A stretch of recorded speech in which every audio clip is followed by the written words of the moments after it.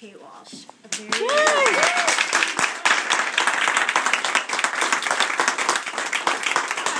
Hi, thank you so much for having me here. It's so cozy and wonderful, and thanks for doing everything that you're doing. I know you've all been working tirelessly during this campaign for fun and for free. So I just wanted to, first of all, this is my first time to Iowa. You're the very first people. Thank you very much.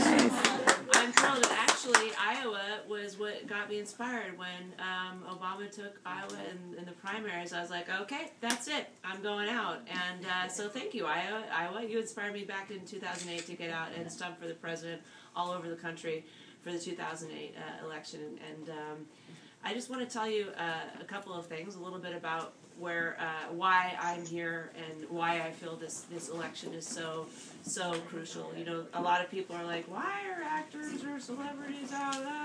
Who cares what they have to say? But for me, the issues at stake in this election, not just our future, but the very right now, are so crucial that I wanted to get out and do everything I can and spend every last minute until Tuesday and the polls close to make sure that Barack Obama continues the amazing work that he started in 2008 and has done over the past 4 years.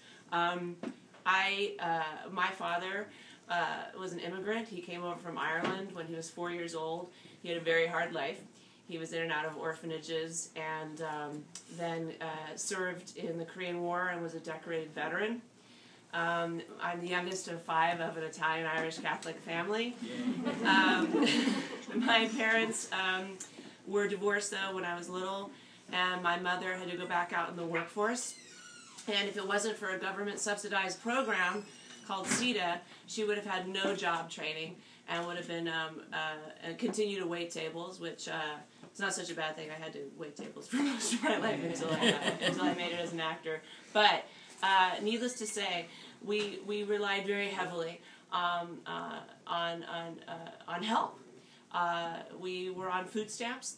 We depended on Medicare and Medicaid until we were able to get back on our feet. It was also my mother, put me in daycare, and this was in the 70s when there wasn't such thing as daycare.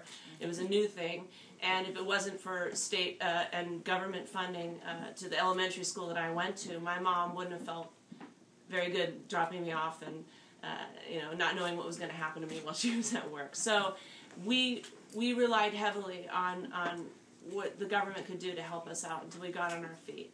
And I started working at 14 at my friend's Dairy Queen for about $1.70 an hour, and have worked ever since. And when I decided to go to college, I had to borrow every single penny to go there, which amounted to me leaving college. I hadn't graduated. I decided I wanted to go be an actor, and but I left with thousands and thousands and thousands and thousands of dollars in debt.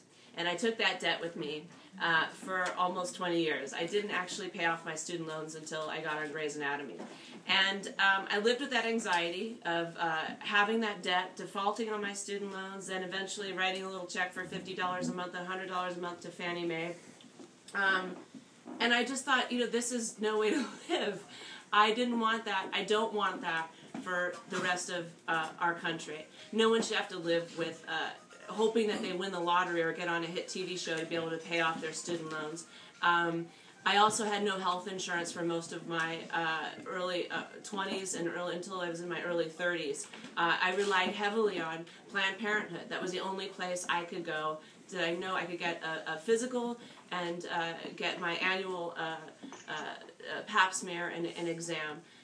From Tucson to Chicago to New York, all over the country, they were there for me. So these are the issues that are important to me. Now I have a mother who was a precinct captain in the 2008 election in Nevada, and she is just as passionate as I am about re-electing Barack Obama.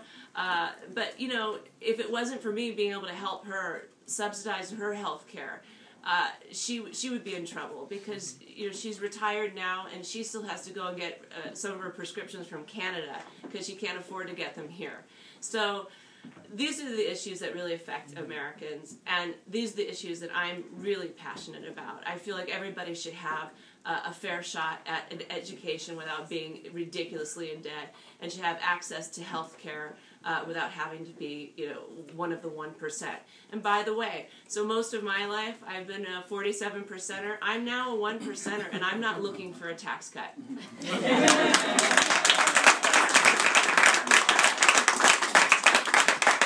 But I do want to say how my tax dollars are spent, and I want them spent on the rest of the country that needs it, so that we can keep the door open for other people to pursue their American dream.